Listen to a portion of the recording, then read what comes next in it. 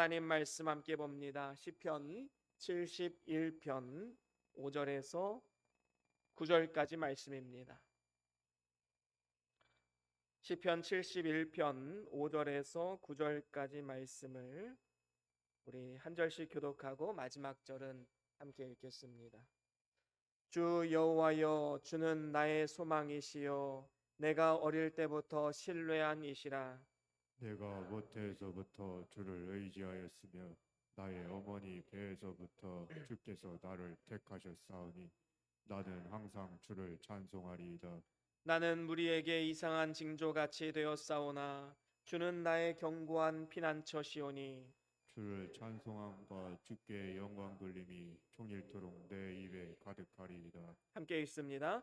늙을 늙을 때에 때에 나를 버리지 마시며 내 힘이 쇠약할 때에 나를 버리지 마소서. 아멘.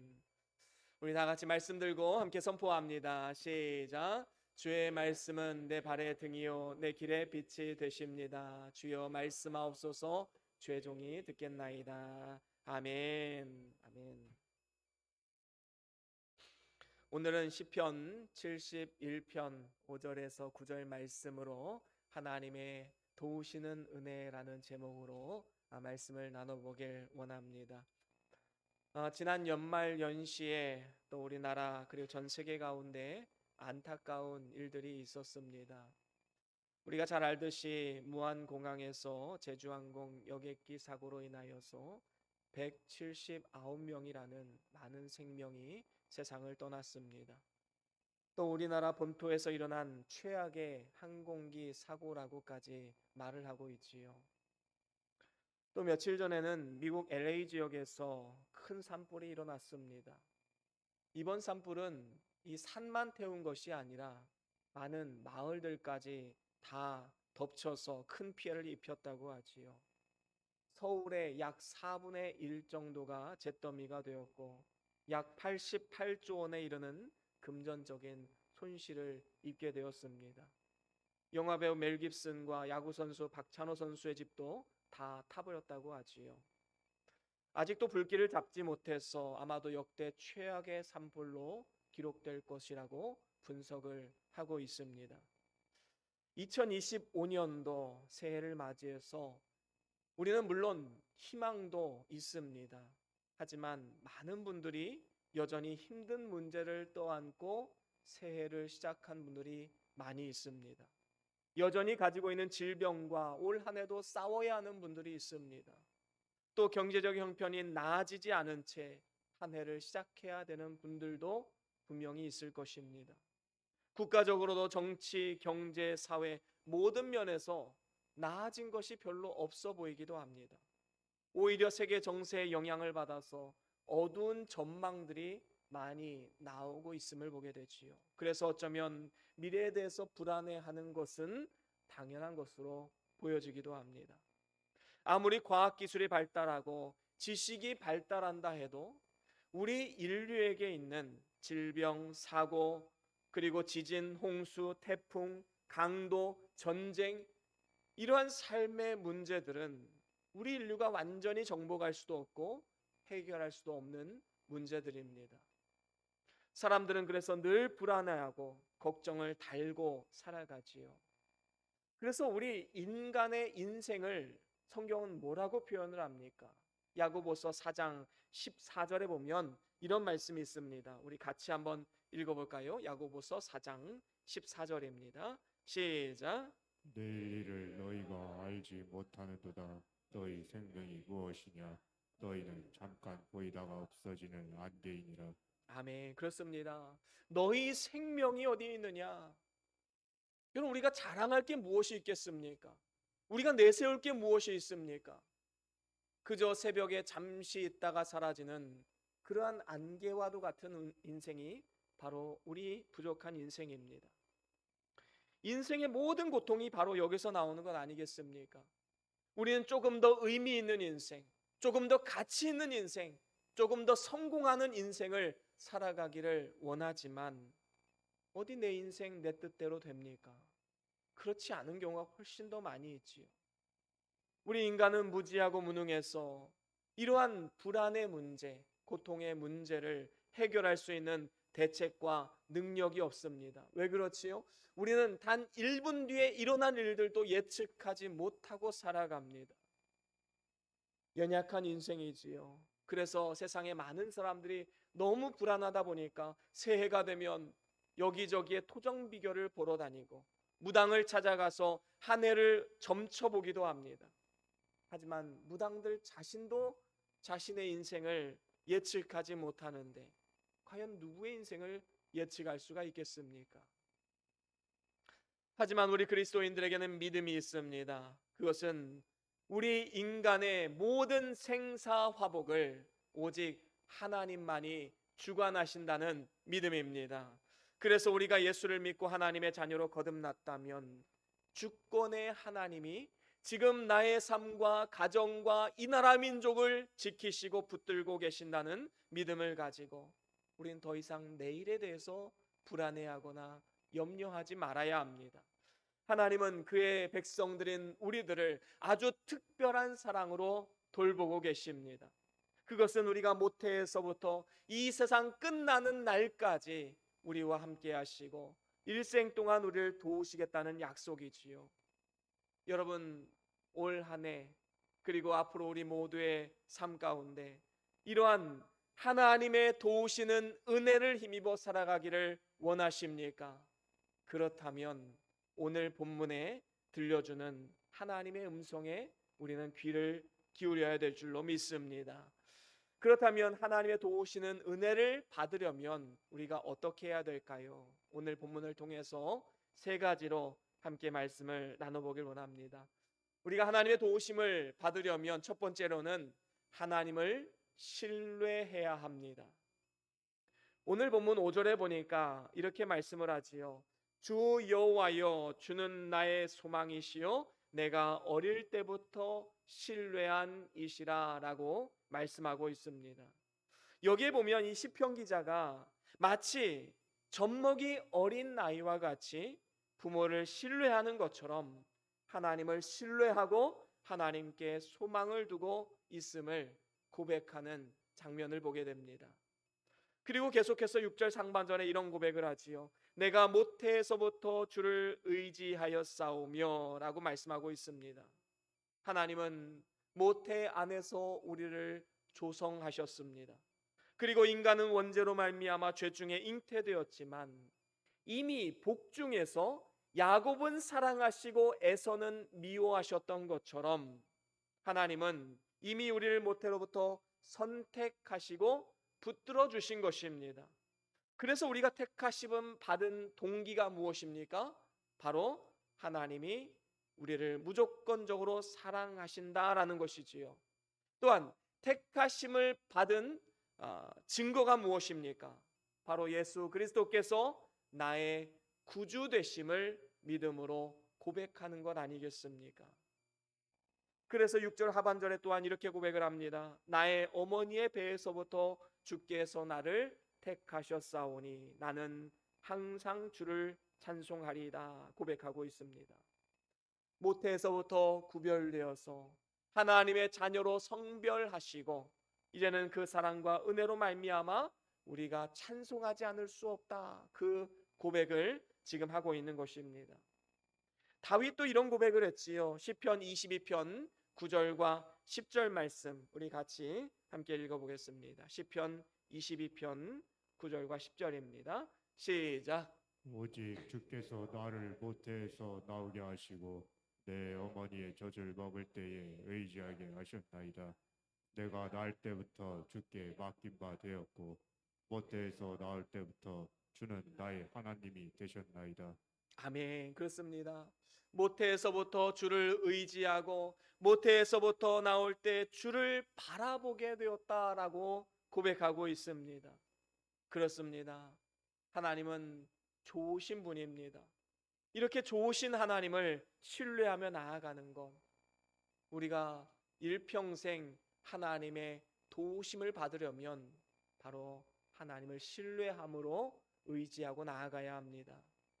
여러분, 아이가 태어나서 어려서부터는 부모를 신뢰하지요. 그런데 이 아이가 조금씩 커가면서 자아라는 게 생깁니다.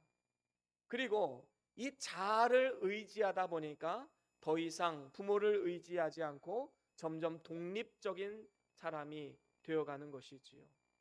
하지만 우리가 아무리 영적으로 육적으로 자라났다 할지라도 하나님을 떠나서 독립하는 존재가 되어서는 안 된다라는 것입니다.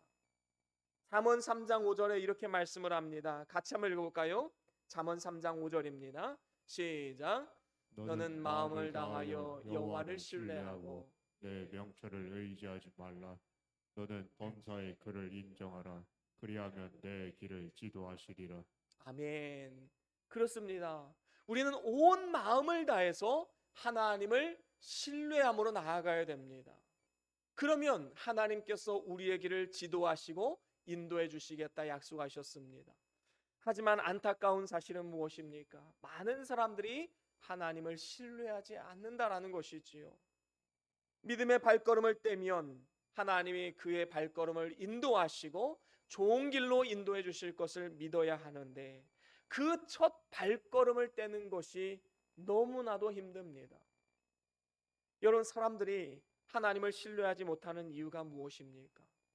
세 가지 이유가 있지요. 한 가지는 우리가 모든 것을 스스로 해결하려고 하기 때문입니다. 사방이 꽉 막힌 답답한 상황 속에서 이것이 주권자이신 하나님이 우리를 가르치기 위해서 허락하신 상황이라고 인정하기보다는 우리 스스로 그 상황들을 어떻게든 해결하려고 노력하는 경향이 있습니다. 그래서 하다 안 되면 그제서야 두 손 두 발 다 들고 하나님 앞에 나아가게 되는 것이지요. 여러분, 하나님을 신뢰하지 않고 내가 어떻게든 내 힘으로 한번 해결해 보겠다. 여러분, 그것은 하나님을 신뢰하지 못하는 것입니다. 하나님을 필요로 하지 않고 독립하려는 마음, 우리는 그 마음을 버려야지만 하나님을 진정으로 신뢰하는 삶이 될 수 있는 것이지요. 또 두 번째로는 하나님 외에 다른 좋은 것들이 우리 주변에 많이 있기 때문에 하나님을 신뢰하지 못하는 경우도 있습니다.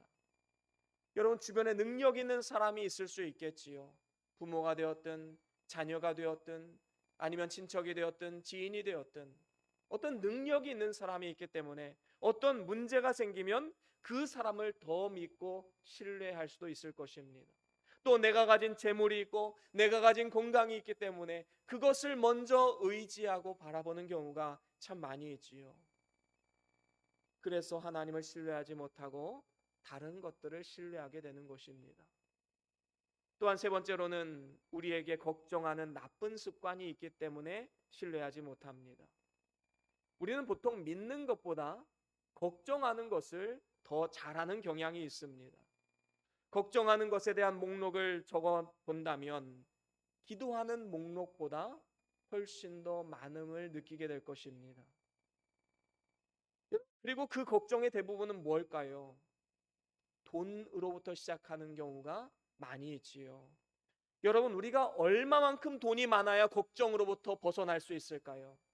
저는 단언컨대 우리가 일평생 살아가면서 걱정하지 않을 만큼의 돈을 가진 사람은 이 세상에 단 한 사람도 없을 것입니다.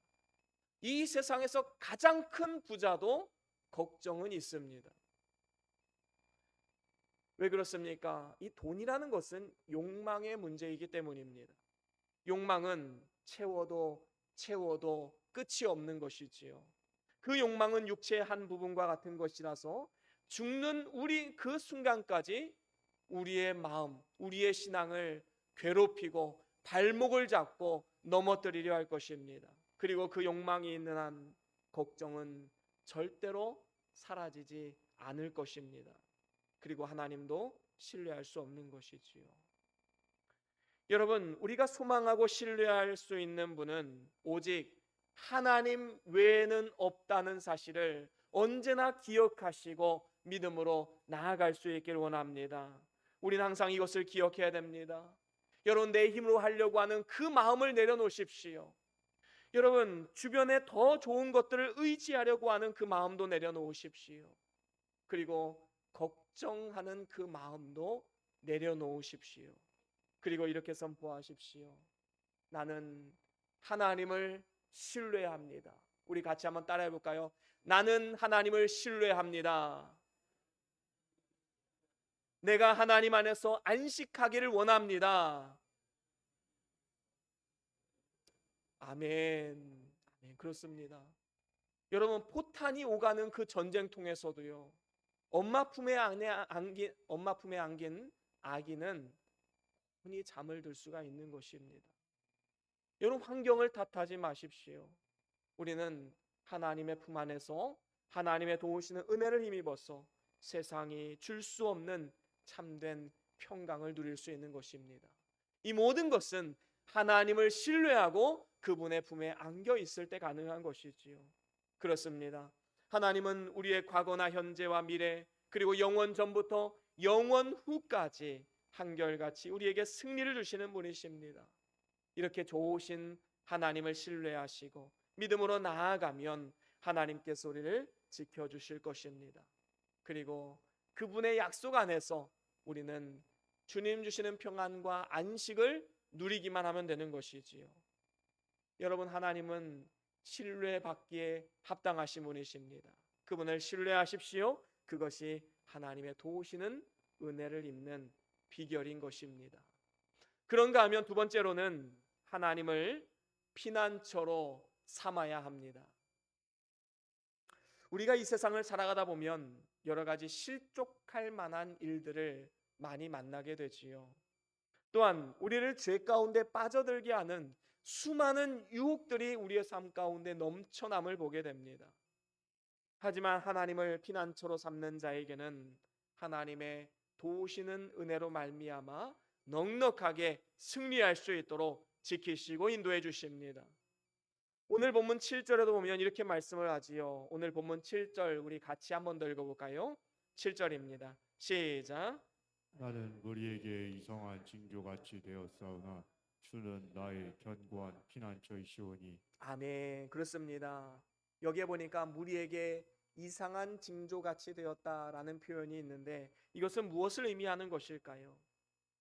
여러분, 하나님을 알지 못하는 세상 사람들은 형통하고 또 자녀들도 잘 되고 사업도 성공하는데, 예수 믿는 성도들은 오히려 질병에 걸리고 사업에 실패하는 이상한 징조같이 되어서 세상 사람들로부터 조롱을 당하고 비방받는 그러한 모습을 형상화한 것입니다. 우리가 이 세상을 살아가다 보면 예수 믿고 모든 일 잘 되고 성공하고 형통하면 참 좋겠지만 반대로 그렇지 않은 경우도 분명히 있음을 알아야 합니다. 그래서 이상한 징조와 같이 억울한 일이 생기고 애매하게 고통을 당하는 경우가 얼마나 많이 있습니까? 여러분, 다윗이 그렇지 않았습니까? 다윗이 아들 압살롬이 반란을 일으켰을 때 참 그 가슴 찢어지는 마음을 가지고 피난을 떠나게 되었습니다. 엎친 데 덮친 격으로 자신을 따랐던 백성들마저 압살롬의 외모에 심취해서 압살롬을 따라가게 되었지요. 그를 지지하게 되었습니다. 한술 더 떠서 시므이란 사람은 나와서 다윗의 속을 벅벅 긁어가면서 다윗을 욕하고 저주까지 했습니다.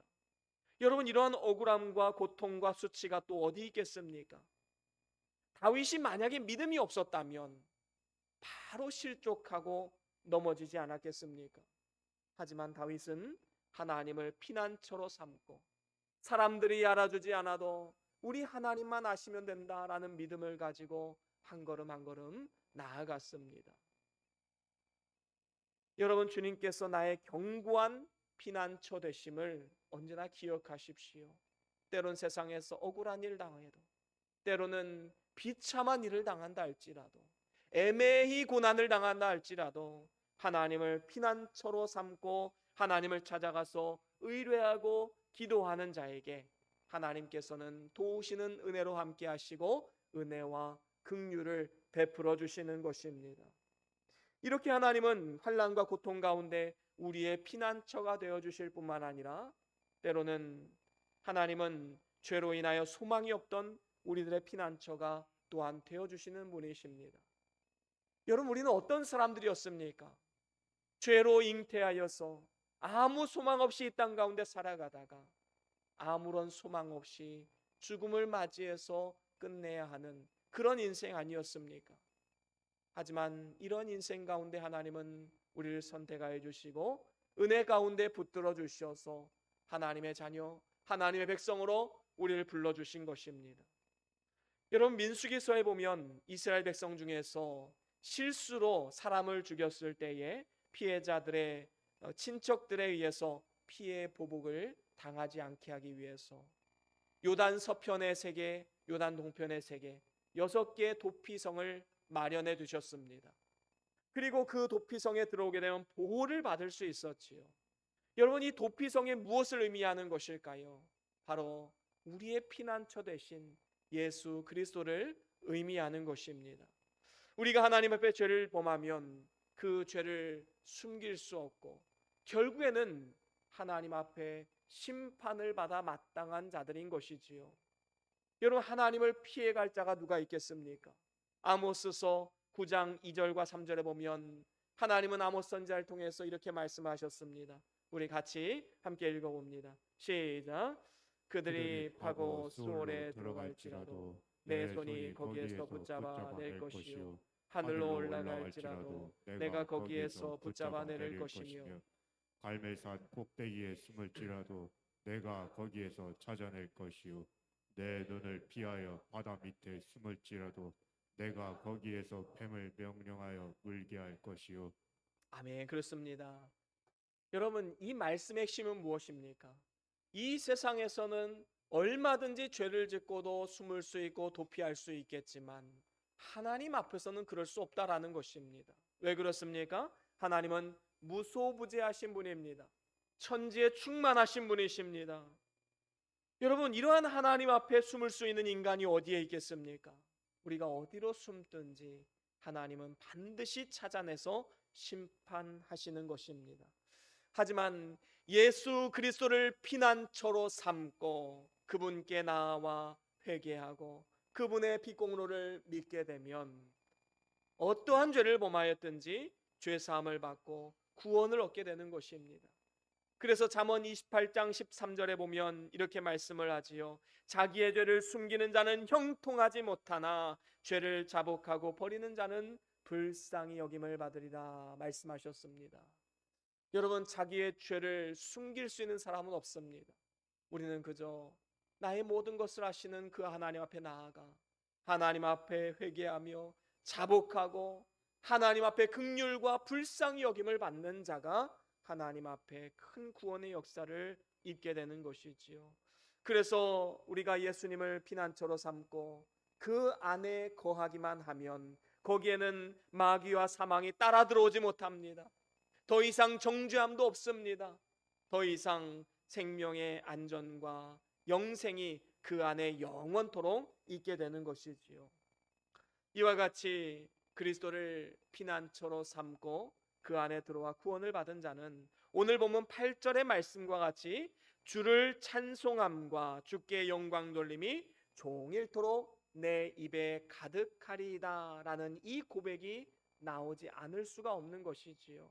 그렇습니다. 하나님의 도우시는 은혜와 그 구원의 은총을 생각하면 우리의 피난처가 되어주시고 우리의 힘과 능력이 되어주신 주님을 생각한다면 우리가 어떻게 하나님을 찬송하지 않을 수가 있겠습니까? 그리고 더 나아가서 이제는 더 이상 죄 가운데 빠져 살지 않고 하나님을 존중히 여김으로써 깨끗하고 진실되게 살아갈 수 있게 되는 것입니다. 여러분, 하나님을 피난처로 삼으십시오. 하나님 안에 거하면 하나님이 우리의 삶을 책임져 주시고 가장 선한 길로 인도해 주실 줄로 믿습니다. 그런가 하면 마지막 세 번째로는 하나님이 영원토록 함께 하심을 우리는 믿어야 합니다. 여러분, 인생의 가장 큰 비극이 무엇입니까? 우린 생로병사라고 하지요. 사람이 태어나면 나이가 들어서 늙어가고 그리고 질병이 찾아오고 마지막에는 죽음으로 끝나기 때문에 인생은 비극인 것입니다. 그래서 지금 아무리 젊다 해도 시간이 지나면 흰머리가 나고 눈도 노안이 찾아오게 되고 이도 좋지 않아서 임플란트를 끼우게 되고 귀도 잘 들리지 않는 그러한 날이 분명히 오게 되는 것입니다. 여러분, 이 세상에서는 절대로 이 노화를 막을 수 있는 길이 없습니다.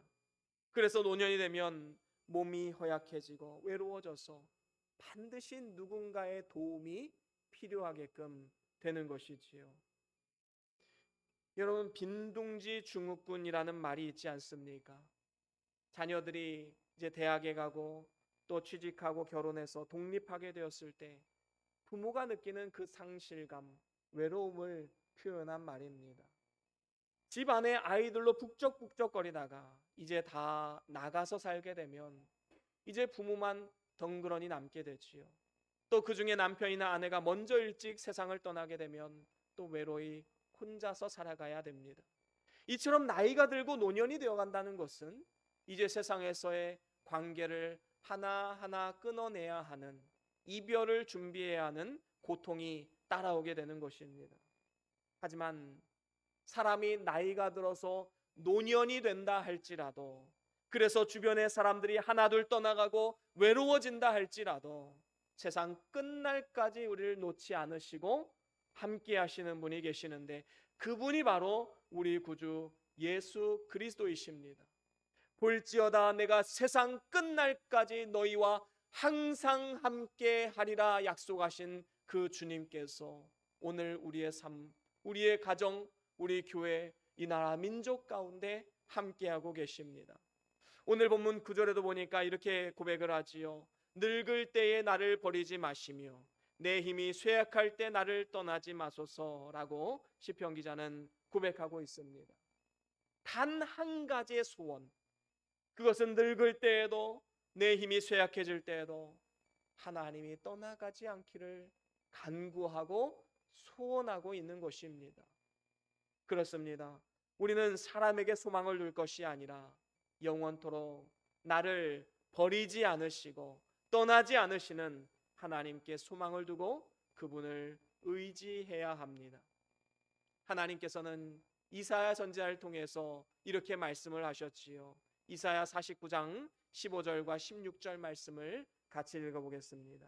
이사야 49장 15절과 16절 시작. 여인이 어찌 그 젖 먹는 자신을 잊겠으며 자식해서 난 아들을 긍휼히 여기지 않겠느냐. 그들은 혹시 잊을지라도 나는 너를 잊지 아니할 것이라. 내가 너를 내 손바닥에 새겼고 너의 성벽이 항상 내 앞에 있나니. 아멘. 그렇습니다. 세상 사람들이 다 너를 잊을지라도, 그리고 잊혀갈지라도 나는 너를 절대로 잊지 않겠다. 내가 너를 손바닥에 기록해 놓았다라고 말씀합니다. 그만큼 하나님은 우리를 중요하게 보시고 확실히 기억하고자 하시는 그 하나님의 의지를 우리에게 보여주고 있는 것이지요. 우리는 이 말씀을 붙들어야 됩니다. 이것이 확실하지 않으면요, 우리는 사사건건 좌절하고 낙심할 일들이 너무나도 많이 있습니다. 함께 하신 하나님을 느끼지 못하고 결국에 실족하여 넘어지는 사람들이 얼마나 많이 있습니까? 하나님은 우리가 늙고 쇠약해졌다고, 아니면 더 이상 쓸모가 없다고 버리시는 분이 아닙니다. 하나님은 우리를 끝까지 떠나지 않으시고 쇠약한 병상에서 붙들어 주신다 약속하셨습니다. 그리고 이 세상을 떠나는 그 순간에도 함께 해주시는 분이심을 성경은 수도 없이 말씀해 주고 있지요. 여러분, 이 세상을 떠날 때의 모습을 보면 하나님이 그 사람과 함께하고 있는가 아니면 함께하고 있지 않는가, 그것을 분명하게 알 수 있습니다. 하나님이 함께하지 않는 세상 사람들은 나 죽기 싫어라고 하면서 온갖 인상을 다 쓰고 죽기 싫어서 그렇게 발버둥을 치다가 죽음을 맞이하는 사람들이 있습니다. 반면에 하나님이 함께하는 우리 그리스도인들은 어떻습니까? 평안함 가운데 잠을 자듯이 임종을 맞이하게 되는 것입니다. 왜 그렇습니까? 임종하는 그 순간까지도 하나님이 붙들고 계시기 때문입니다. 그렇습니다. 하나님께서는 졸지도 아니하시고 주무시지도 아니하시고 우리를 영원 전부터 영원 후까지 붙들어 주시겠다 약속하셨습니다. 그리고 이 세상에 태어난 그 순간부터 노년에 이르기까지 안아주시고 품어주시고 구하여 내시는 분이신 것입니다. 그리고 이 세상을 떠날 때에도 평안함 가운데 하늘나라로 입성할 수 있도록 우리를 영접해 주실 것입니다. 이제 말씀을 마무리합니다. 하나님은 우리를 모태로부터 이 세상을 떠나는 그날까지 우리를 도와주시고 은혜를 베풀어 주시겠다 약속하셨습니다. 이러한 하나님의 놀라우신 도우시는 은혜를 경험하길 원한다면 세 가지를 기억하십시오. 먼저는 하나님을 신뢰하십시오. 어떠한 상황 속에서도 하나님이 나에게 복되게 하기 위해 주신 것이라는 것을 기억하고 하나님을 신뢰함으로 나아가야 합니다. 또 두 번째로는 하나님을 피난처로 삼으십시오. 여러 가지 힘든 고통의 순간마다 예수님께 나와 기도하십시오. 또 죄로 인하여서 두려운 마음, 여러 가지 좌절하는 마음이 생긴다면, 또한 죄의 유혹으로 인하여 넘어질 것 같은 마음이 든다면 하나님을 피난처로 삼고 믿음으로 나아오십시오. 그리고 세 번째로는 하나님이 영원토록 함께 하심을 믿으십시오. 지금으로부터 영원까지 하나님은 우리와 동행하십니다. 저와 여러분들 모두가 이 세 가지를 꼭 기억하시고 앞날에 대해서 더 이상 불안해하거나 아니면 염려하지 마시고 믿음으로 순종함으로써 하나님의 도우시는 능력을 힘입어서 모든 일에 주 안에서 형통하시고 승리와 영광의 기쁨을 영원토록 누리시는 우리 모두의 삶이 다 될 수 있기를 주의 이름으로 간절히 축원합니다. 우리 다 같이 오늘 받은 말씀 기억하시면서 함께 우리 찬양의 고백을 올려드리기 원합니다.